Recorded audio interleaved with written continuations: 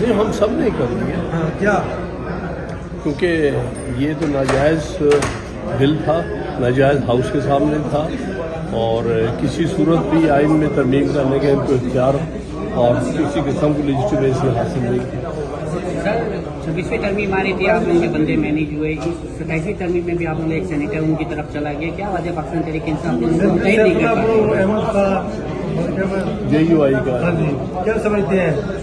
میں کیا کہہ سکتا ہوں، ایسے لوگ ہوتے ہیں جو ایسے موقع پر اپنے قوم کے خلاف ووٹ ڈالتے ہیں، اپنے پارٹی کے خلاف ووٹ ڈالتے ہیں۔ بڑے افسوس کی اور دکھ کی اور تکلیف کی بات ہے۔ مجھے یقین ہے کہ ان پر ہماری جو ملٹری اسٹیبلشمنٹ نے ان پر کوئی ایسا دباؤ ڈالا ہوگا کہ وہ مجبور ہو گئے۔ اچھا سر، مجموعی طور پہ بتائیے گا کہ اس واک آؤٹ کی آج چونکہ موجود ہے کچھ سب واک آؤٹ کر رہے ہیں۔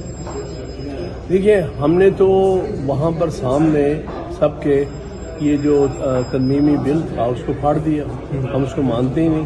ہم سمجھتے ہیں آئین میں اس قسم کی کوئی تبدیلی اور جو ہے امینڈمنٹ ہو نہیں سکتی، اس لیے ہم سب نے کر لی ہے کیا کیونکہ یہ تو ناجائز بل تھا، ناجائز ہاؤس کے سامنے تھا اور کسی صورت بھی آئین میں ترمیم کرنے کا ان کو اختیار اور کسی قسم کی لیجٹیمیسی حاصل نہیں کی۔ سر 26ویں ترمیم آ رہی تھی، آپ لوگوں کے بندے مینیج ہوئے، 27ویں ترمیم میں بھی آپ لوگ ایک سینیٹر ان کی طرف چلا گیا، کیا وجہ پاکستان تحریک انصاف متحد نہیں کر پا JUI کا کیا سمجھتے ہیں؟ میں کیا کہہ سکتا ہوں، ایسے لوگ ہوتے ہیں جو ایسے موقع پر اپنے قوم کے خلاف ووٹ ڈالتے ہیں، اپنے پارٹی کے خلاف ووٹ ڈالتے ہیں۔ بڑے افسوس کی اور دکھ کی اور تکلیف کی بات ہے۔ مجھے یقین ہے کہ ان پر ہماری جو ملٹری اسٹیبلشمنٹ نے ان پر کوئی ایسا دباؤ ڈالا ہوگا کہ وہ مجبور ہو گئے۔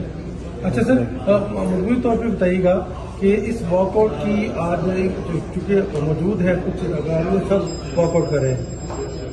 دیکھیے، ہم نے تو وہاں پر سامنے سب کے یہ جو ترمیمی بل تھا اس کو پھاڑ دیا، ہم اس کو مانتے ہی نہیں۔